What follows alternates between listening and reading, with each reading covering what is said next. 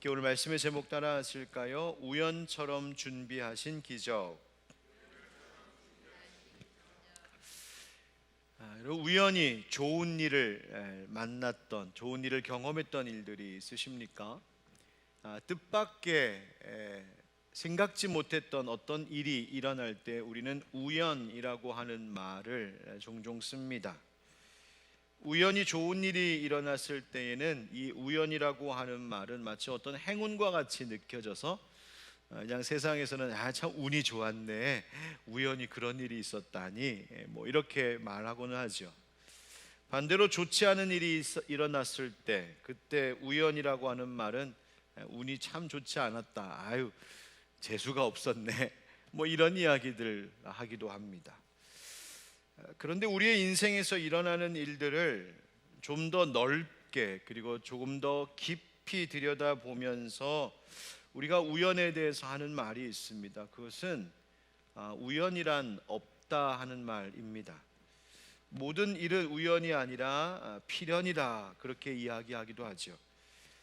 하나님께서 하시는 일을 우리가 다 이해할 수 없고 하나님께서 하실 일들을 우리가 다 예측할 수 없다는 그 우리의 한계성을 생각해 본다면 어쩌면 우리에게서 일어나는 하나님의 많은 일들은 그냥 우연처럼 보일지도 모르겠습니다. 그러나 그 모든 일어난 일들을 하나님께서 주관하고 계시고 모든 것이 하나님의 주권 아래에 있음을 믿으면 우리 안에 일어난 우연처럼 보이는 모든 일들은 필연의 사건이 되는 것이죠.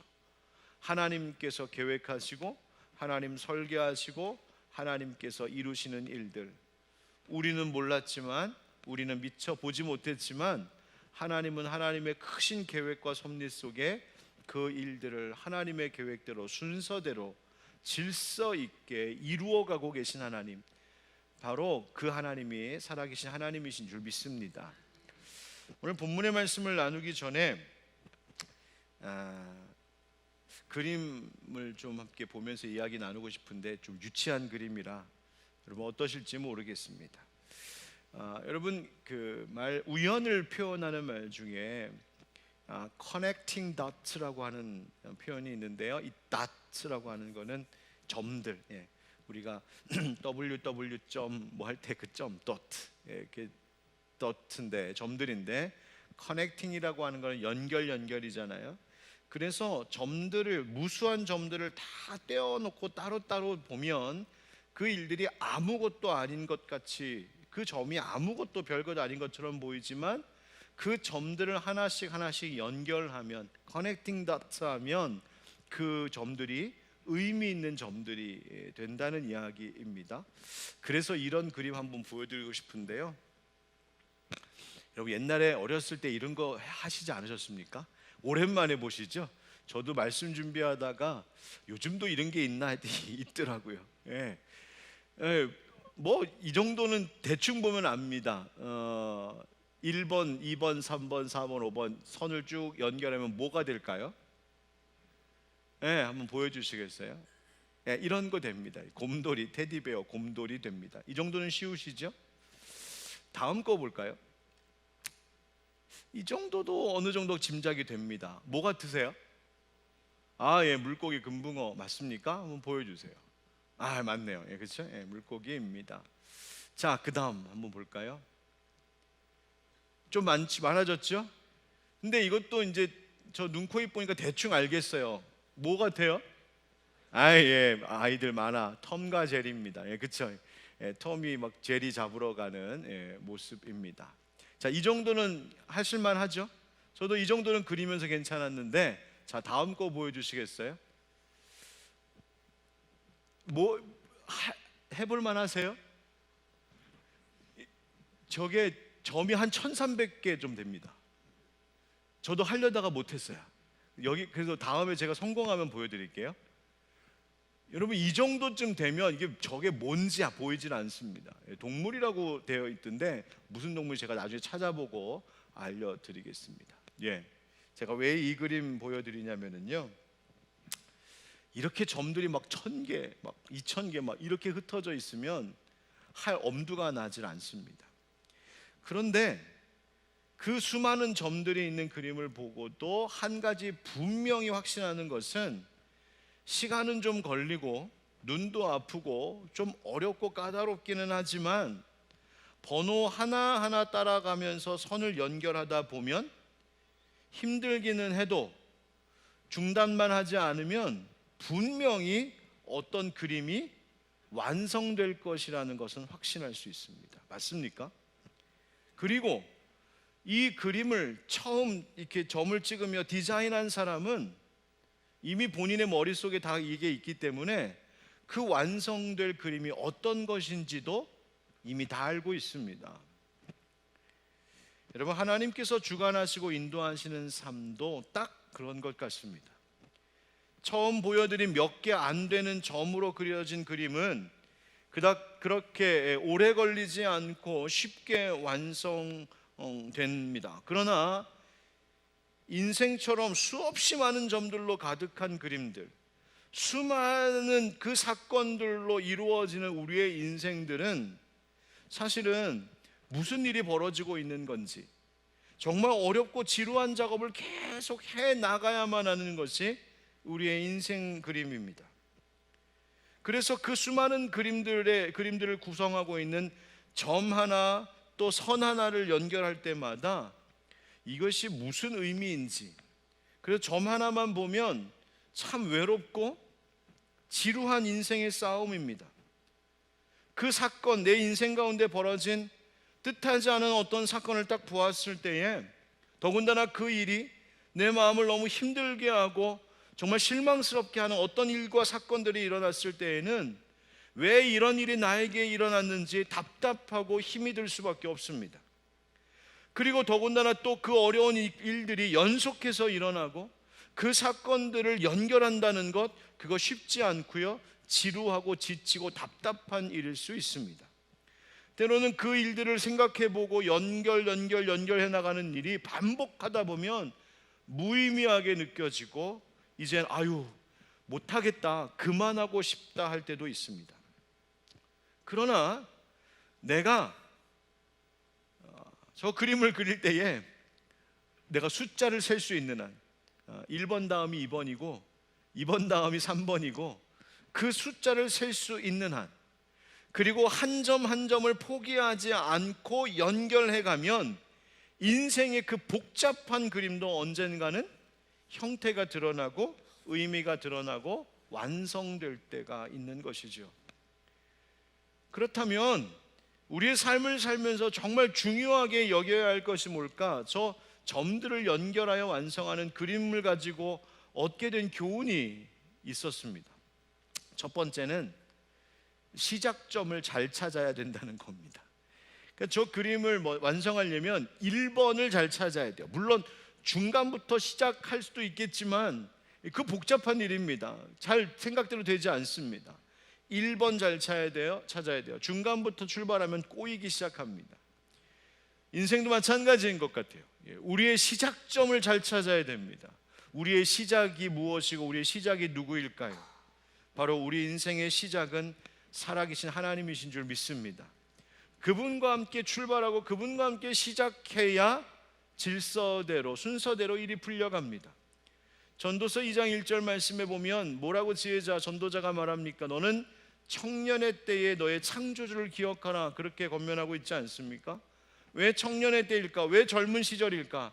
바로 그 젊은 시절, 인생의 시작을 하나님으로부터 출발하고 하나님과 함께 진행하면서 한 걸음 한 걸음 하나님과 함께 걸어갈 때에 그 인생의 하나님께서 계획하신 대로 그 인생의 그림들이 그려져 갈 수 있기 때문입니다. 시작점 잘 찾아야 된다. 두 번째는 그림을 완성하려면요, 번호를 잘 따라가야 되겠더군요. 1번 다음에 2번 긋고 2번 다음에 3번 거야지, 내 생각엔 이거보다 이쪽이 빠르거나 이쪽이 맞는 것 같은데 하고 막 10번 20번으로 건너뛰기 시작하면 그림은 절대로 완성되질 않습니다. 여러분, 우리의 인생 사건들도 마찬가지인 것 같아요. 하나님께서 우리의 인생 가운데 정하신 법대로, 하나님이 세우신 질서대로, 하나님이 뜻하시는 바대로 한 걸음 한 걸음 하나님 인도하신 바다 가야 실수하지 않고 후회하지 않고 인생의 그림을 완성시켜 갈 수 있어요. 그래서 하나님의 말씀과 하나님의 기도가, 하나님께 드리는 기도를 통하여서 우리가 하나님의 뜻을 행하려 가고, 하나님 1번 다음은 어디입니까? 하나님 2번 다음에 3번은 어디에 있습니까? 하나님 앞에 한 걸음 한 걸음 물으며 그 인생의 사건들을 연결 지어갈 때에 하나님이 원하셨던 그 내 인생의 그림이 완성되어 가는 것입니다. 한 가지 더 깨달은 게 있어요. 저 그림 그리다가 중간에 그만두지 말아야 된다는 것입니다. 지루하고 힘들어도 한 20개, 30개 점 찍혀 있는 거나 해볼 만합니다. 근데 한 100개 넘어가니까 힘들더만요. 이거 언제 하나. 제가 연결 그림을 이렇게 점을 연결하면서 그림을 그려보다가 제일 힘들 때가 언젠가 봤더니 중간이에요. 중간. 처음에는 이게 뭘까 하고 1번부터 신나서 시작합니다. 그래서 열심히 하게 돼요.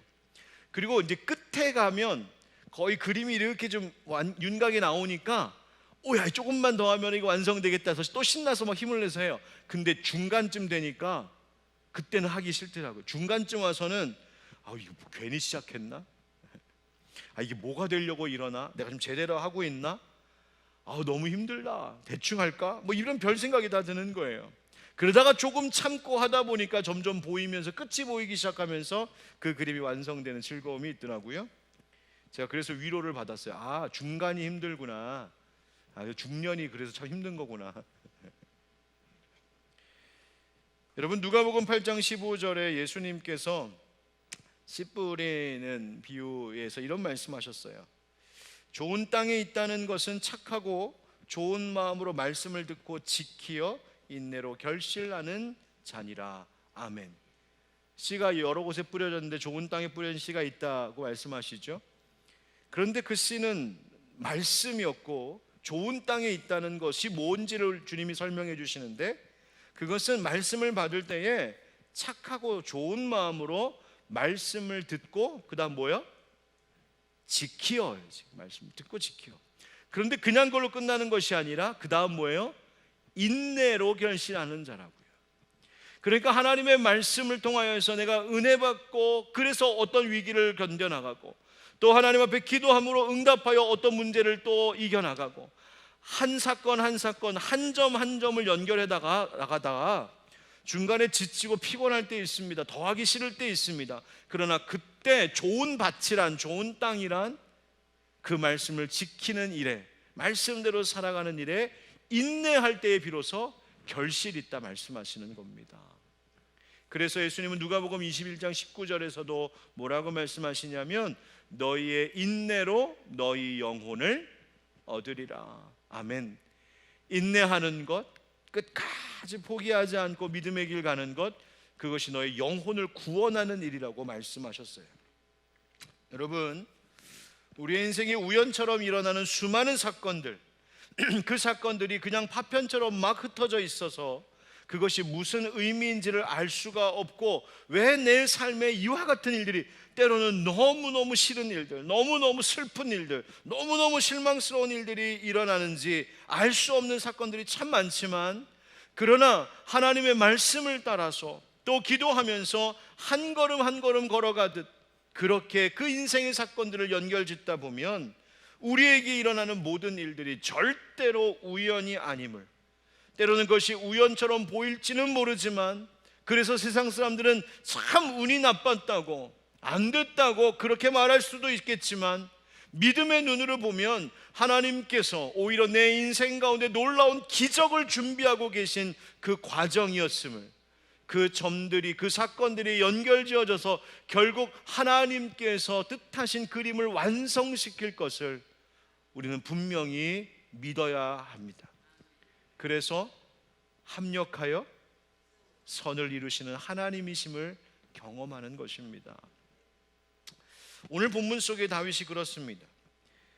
지난 시간에 나누었던 말씀과 연결되는데요, 다윗이 사울 왕을 피하여서 블레셋에 망명하여 있을 때에 이스라엘과 블레셋 사이에 전쟁이 일어나죠. 다윗과 그의 부하들이 이 블레셋에 망명하여 있었기 때문에 그들도 전쟁에 참여하면서 이 블레셋을 도와야 하는 참 곤란한 상황 가운데 있을 때에 하나님이 놀랍게도 그 블레셋 방백들, 즉 블레셋의 지휘관들의 마음을 움직이셔서 다윗을 오히려 그 궁지에서 건져주신 놀라운 기적을 베풀어 주셨습니다. 피할 길을 여셔서 다윗이 자기 동족들을 향하여서 칼을 겨누지 않아도 되도록 하나님이 피하게 하신 것이죠. 그래서 다윗이 결국 자기 사람들, 자기 무리들과 그 전쟁에 나가지 않고 뒤돌아가 해가지고 다시 그들이, 다윗과 그 무리들이 살고 있었던 시글락 땅으로 이제 돌아오게 되었습니다. 그런데 돌아와 보니까 더 심각한 문제가 터져 있어요.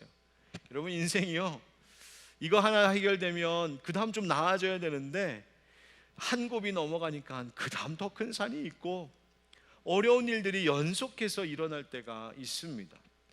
이 다윗이 돌아와 보니까 군사들, 자기들이 없는 사이에, 그러니까 남자들만 군대에 지원하려고 나간 거잖아요.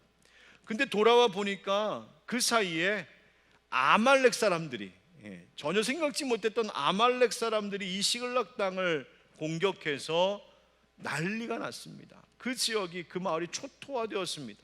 성읍이 불타고 아내와 자식들이 다 잡혀갔습니다.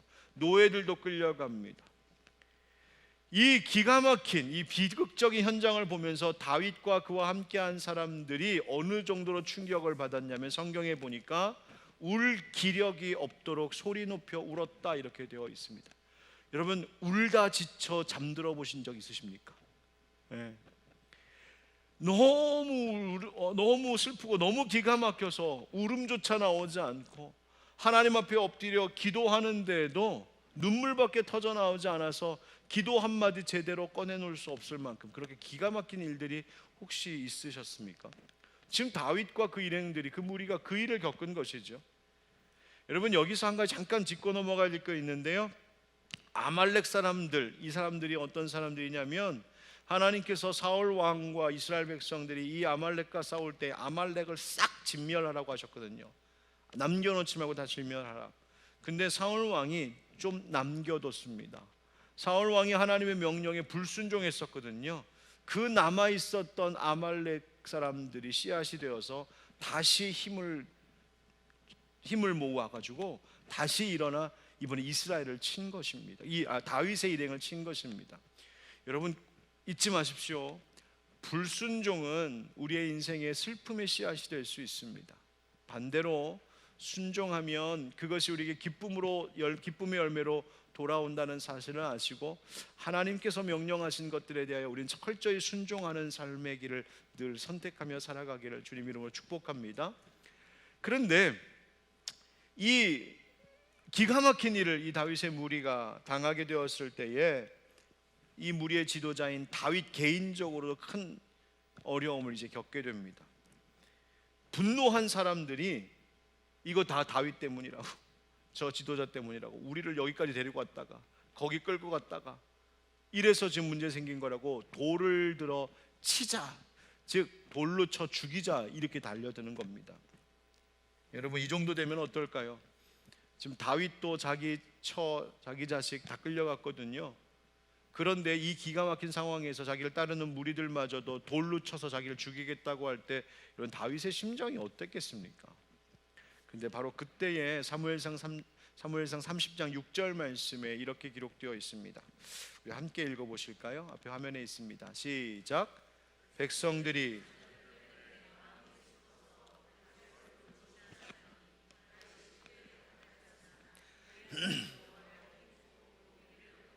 아멘. 위기 속에서 다윗이 하나님을 더 경배하며 의지했다는 겁니다. 여러분, 이 말씀은요, 우리 하나님의 사람들이 위기에서 선택해야 되는 것들이 무엇인지를 다시 생각하게 하고 분명하게 하죠. 똑같은 상황이 펼쳐져 있습니다. 근데 어떤 사람들은 그 기가 막힌 상황 속에서 슬퍼하면서 분노하면서 그 분노가 이제 폭발하여서 누구를 죽이자 할 정도로 터져 나오는 반면, 다윗, 하나님의 마음에 합했던 이 사람은 이 다급하고 기가 막힌 곤경에 처한 상황 속에서 자신도 너무나 힘겨웠지만 자신이 믿는 하나님으로 인하여 힘을 얻고 용기를 냈다. 지금 그렇게 말하고 있어요. 여러분, 믿음의 힘이라는 것이 뭘까요? 믿음의 힘이란 위기 속에서 오히려 더욱 하나님을 의지하고 하나님 때문에 힘내는 것입니다. 인생에 흩어져 있는 수많은 사건들, 그 수많은 점들을 하나하나 연결해 가다가 다음 연결점이 보이질 않을 때에, 다음은 어디로 선을 그어야 합니까 싶을 때에 섣불리 그냥 내 마음대로, 내 기분대로, 내 감정대로, 세상 방식대로 아무데나 인생의 줄을 긋는 것이 아니라, 갈 수 없고 어디로 가야 될지 모를 때엔 잠시 멈추어 서서 하나님께서 보여주시는 다음 번호, 하나님 찾아주시는 다음 점을 발견하고 거기로 선을 그으며 살아가야 하는 것입니다. 여러분, 위기의 문제 속에 갇히면 당황스럽고 혼란스럽고 깊은 고민에도 빠지게 되지만, 여러분 꼭 우리 약속합시다. 그런 일이 있을수록 더욱 하나님 깊이 묵상하는 저와 여러분 되기를 주의 이름으로 축복합니다. 나 스스로 돌아보면 내가 지금 하나님 바라보고 있을까? 지금 터진 그 일들을 바라보고 있을까? 내가 지금 하나님 바라보고 있을까? 지금 사람들이 나한테 뭐라고 하는 것에 더 귀를 기울이고 있을까? 내가 지금 하나님 바라보고 있을까? 아니면 내 마음속에 일어나는 이 온갖 슬픔과 실망과 분노의 감정에만 지금 몰입되어 있진 않는가? 하나님 바라봐야 된다는 것이죠. 다윗과 같이 크게 다급하였으나 그의 하나님 여호와를 힘입고 용기를 얻었더라. 여러분, 이 다윗의 모습이 앞으로 살아가는 우리들의 삶의 모습이 되기를 다시 한번 주의 이름으로 축복합니다. 그래서 다윗이 뭘 했을까? 하나님 앞에 기도합니다. 8절 말씀해 보니까 다윗이 여호와께 묻자와 이르되 내가 이 군대를 추격하면 따라잡겠나이까 하니 여호와께서 그에게 대답하시되 그를 쫓아가라. 네가 반드시 따라잡고 도로 찾으리라. 아멘. 하나님 앞에 엎드려 기도합니다. 그리고 하나님께서 주신 말씀을 듣고 움직이기 시작합니다. 여러분, 오늘도 하나님 말씀 붙들고 기도할 때 우리의 마음 가운데 성령께서 내가 어떻게 해야 될지, 무엇을 해야 될지 가르쳐 주시고 인도해 주시는 은혜가 있기를 주님 이름으로 축복합니다. 다윗이 이 하나님의 응답을 받고 그 400용사와 함께 아말렉을 찾아 추격합니다. 그런데 가는 도중에 오늘 본문 말씀 함께 읽은 것처럼 광야 한복판에서 사흘 동안 물도 못 마시고 거반 쓰러져 죽어가는 애굽 소년 하나를 만나게 되죠. 그런데 성경에 보니까 그 다급한 중에도, 그 시간이 지금 촉박한 상황 속에서도 다윗이 멈춰서서 이 소년에게 물을 주고 무화과 열매를 주고 건포도를 주면서 정신을 차리게 하고 먹여 살려 생명을 구합니다.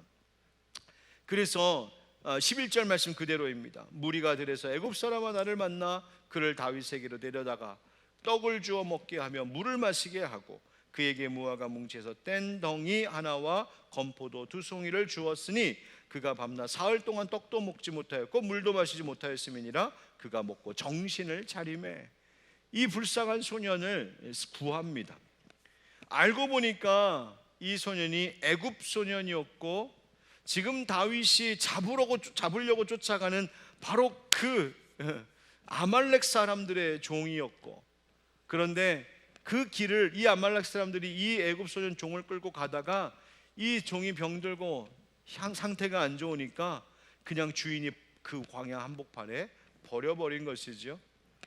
그래서 지금 이 아말렉 사람들, 다윗에게는 원수 같은 그 사람들이 지금 어디로 갔는지, 어디에 있는지 누구보다도 이 애굽 소년이 정확하게 알고 있었고, 그 소년의 생명을 지켜줄 것을 약속한 다윗을, 그리고 그 무리를 이 소년이 인도하여 아말렉이 진치고 있었던 그곳을 찾게 했습니다.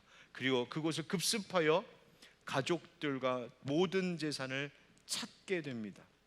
그것이 이제 18절부터 20절 말씀인데요, 여기 보십시오. 18절부터 20절.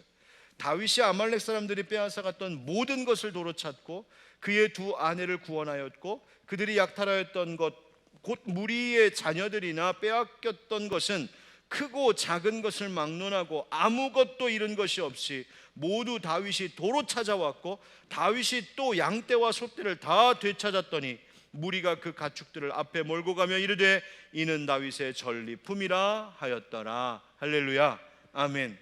여러분, 찾았다는 거예요. 되찾았다. 그런데 여러분, 하나님께서 되찾게 하실 때는 어떤 회복인지 아십니까? 모든 것을 찾되 다 찾았다 합니다. 크고 작은 것을 막론하고 아무것도 잃은 것 없이 다 되찾게 하셨다. 여러분, 하나님의 회복은 온전한 회복인 줄 믿습니다. 하나님이 손대어 찾게 하시면 잃은 것 다 찾게 하실 줄 믿습니다.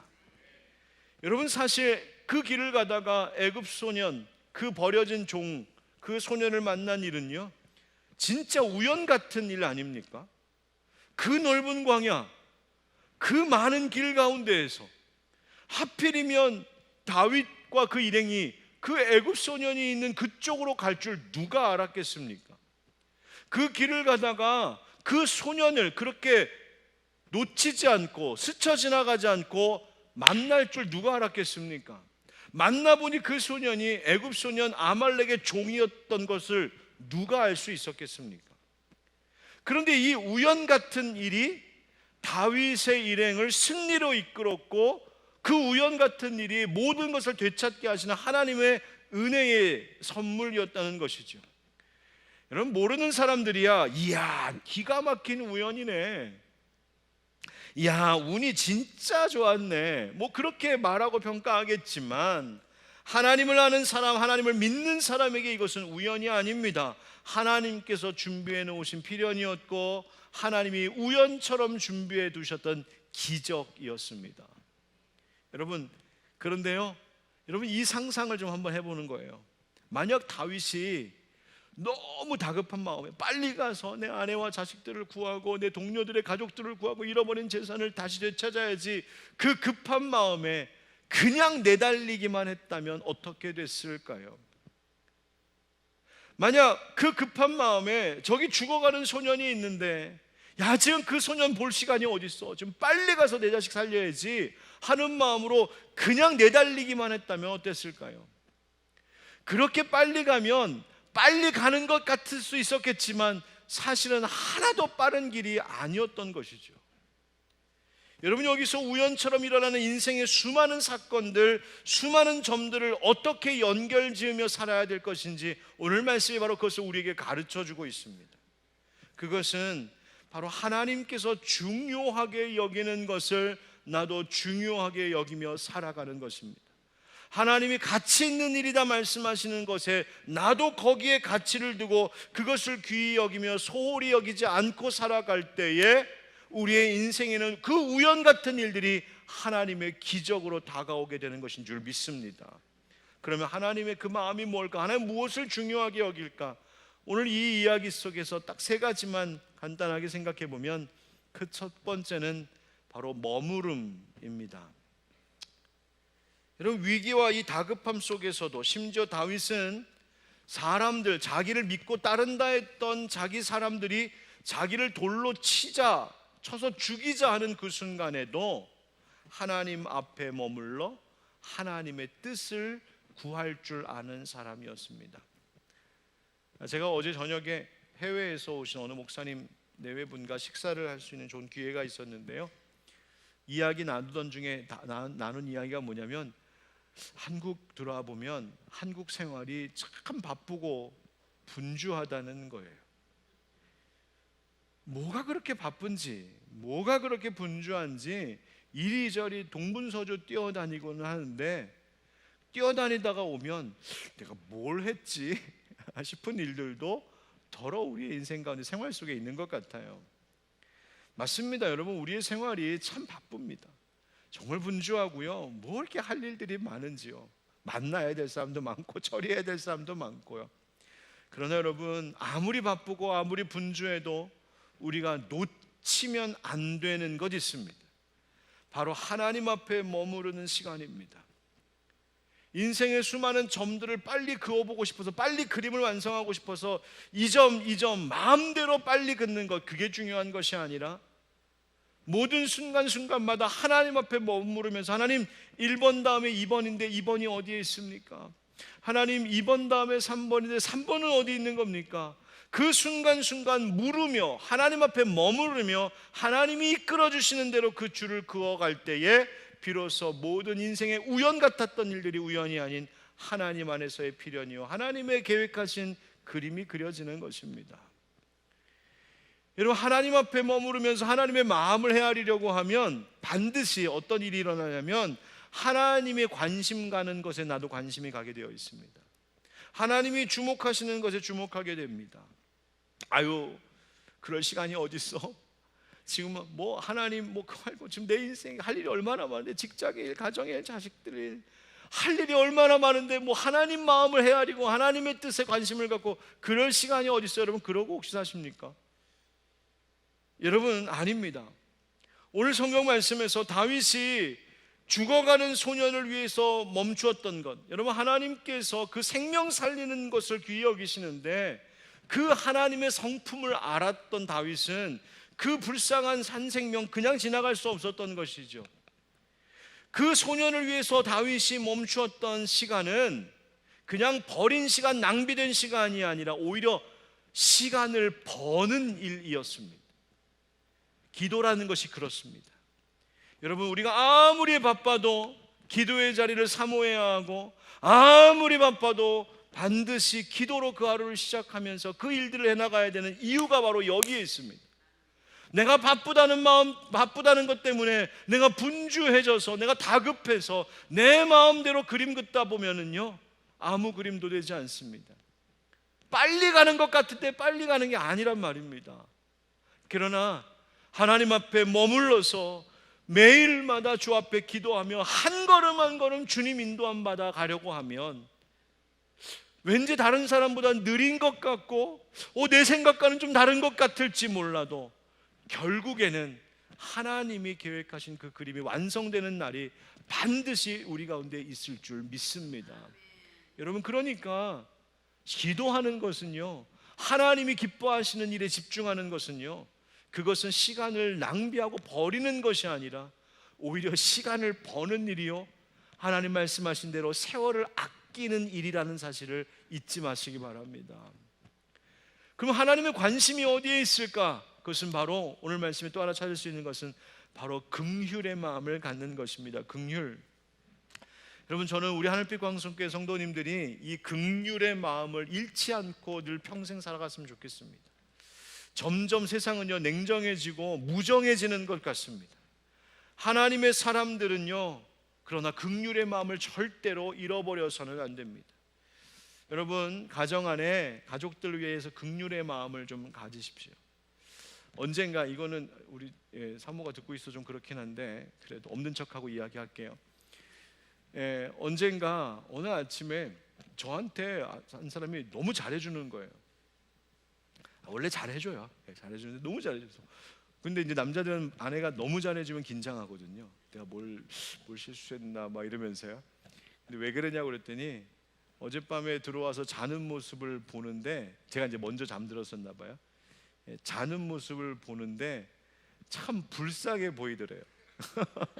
불쌍해 보이더래요. 그래서 긍휼한 마음이 들더라는 거죠. 제가 뭐 어떻게 잤는지, 아마 되게 막 끙끙 앓으면서 잤는지 잘 모르겠는데, 그러면서 잘해줘야 되겠다, 뭐 그런 생각을 했대요. 근데 그 말을 듣는데요, 내가 뭐가 불쌍해?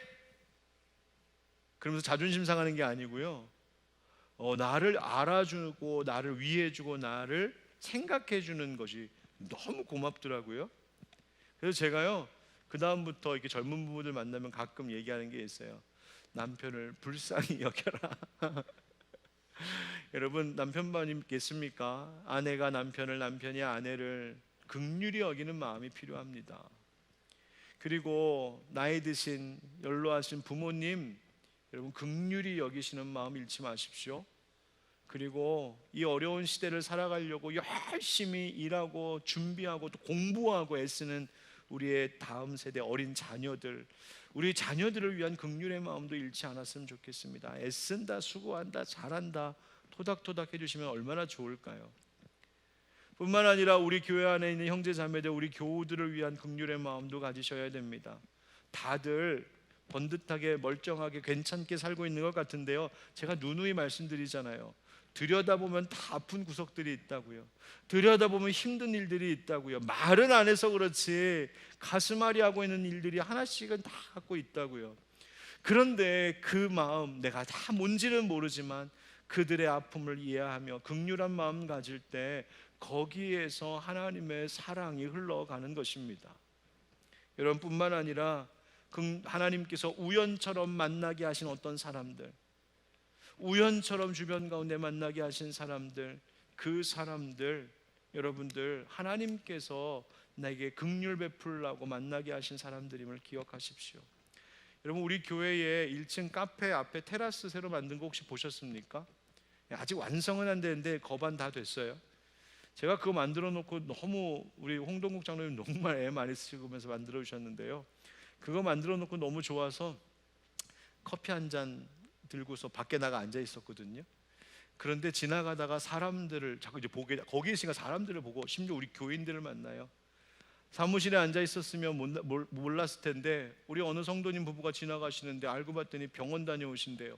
왜 다녀오시냐고 그랬더니 어디가 아파가지고 이렇게 진료받고 또 침도 맞으러 가신다고. 제가 그 자리에서 길에서 기도해 드렸거든요. 이렇게 사람들 보면 이제 긍휼의 마음, 여러분 제가 테라스에서 커피 마시고 있으면 놀고 있거나 그러지 마세요. 신방하고 있는 거라고 생각하세요. 긍휼의 마음을 가질 때에 흘러가면서 사람들이 나누는 따뜻함이 있는 것이죠. 여러분, 저는 우리 하늘빛 광석의 성도들이 살아가는 모든 자리에 그 긍휼의 온정이 가득하기를 주의 이름으로 축복합니다. 예수님 마태복음 5장 7절 말씀에 긍휼히 여기는 자는 복이 있나니 그들이 긍휼히 여김을 받을 것이라고요. 여러분, 그 은혜, 그 사랑으로 살아가는 겁니다. 마지막 한 가지, 여러분, 긍휼의 마음은, 하나님이 말씀하시는 긍휼이라고 하는 것은 그냥 마음속으로 불쌍해 안 됐다 그 마음만 갖는 것이 아닙니다. 하나님이 말씀하시는 긍휼은 그 긍휼한 마음을 가지고 그러기에 나의 것을 꺼내어 베푸는 것입니다. 바로 베풀미 우리의 인생의 우연들을 기적이 되게 합니다. 여러분, 최근 들어 여러분 한번 생각해 보세요. 내가 요즘 최근에 누군가를 위하여서 나의 것을 쓰며 베풀었던 것이 언제였을까 한번 생각해 보세요. 얼른 생각나는 거 있으십니까? 짧은 잠깐의 시간이라도 내가 누군가를 위하여서 그에게 내어준 시간이 있을까? 얼마 되지 않은 작은 물질이라도 내가 누군가를 위해서 쓰거나 베풀었던 것이 언제였을까? 내가 오늘도 기도하러 왔는데, 내가 새벽에도 기도하고 주중에도 기도하고 저녁에도 와서도 기도하고, 내가 기도하는데 내 기도의 분량 중에 나와 내 가족이 아닌 다른 사람을 위해서 기도하는 것은 얼마나 될까? 하나님께서 나에게 오늘도 먹을 것 주셔서 먹게 하시고 건강 주셔서 살게 하셨는데, 나에게 먹을 것도 주시고 살게 하신 생명도 주신 것은 나만 쓰라고 주신 것이 결코 아닐진데, 과연 나는 내게 있는 것 중에 얼만큼을 다른 이들과 나누고 베풀며 살고 있을까 생각해 보셔야 합니다. 이사야서 58장 말씀에 하나님께서 이스라엘 백성들에게 금식에 대한 말씀을 하시면서 이렇게 말씀하셨어요. 6절부터 읽겠습니다. 6절. 내가 기뻐하는 금식은 흉악의 결박을 풀어주며 멍에의 줄을 끌어주며 압제당하는 자를 자유하게 하며 모든 멍에를 꺾는 것이 아니겠느냐. 또 줄인 자에게 내 양식을 나누어 주며 유리하는 빈민을 집에 들이며 헐벗은 자를 보면 입히며 또 내 고륙을 피하여 스스로 숨지 아니하는 것이 아니겠느냐. 그리하면 네 빛이 새벽같이 비칠 것이며 네 치유가 급속할 것이며 네 공의가 네 앞에 행하고 여호와의 영광이 네 뒤에 호위하리니 네가 부를 때에는 나 여호와가 응답하겠고 네가 부르짖을 때에는 내가 여기 있다 하리라. 아멘. 하나님 진짜 원하시는 금식, 하나님 진짜 원하시는 경건, 하나님 진짜 원하시는 믿음이란 바로 이와 같은 것. 그냥 마음으로만 불쌍히 안 됐네, 그것 아니라 어려운 자들 먹이고 입히고 끌어주고 풀어주고 살게 하는 것, 바로 그것이 하나님 기뻐하시는 것이요, 그렇게 살아갈 때 하나님이 그 인생을 새벽빛과 같이 밝게 하시고, 너희가 그때에 내게 부르시면 내가 응답하겠다고, 내가 여기 있다 그러면서 응답하겠다고 하나님 약속하고 계십니다.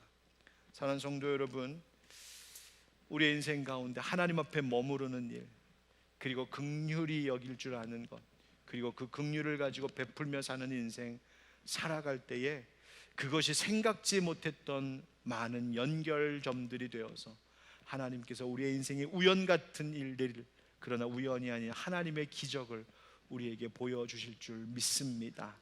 오늘 함께 기도할 때 그런 삶을 다짐하며 함께 기도하면 좋겠습니다.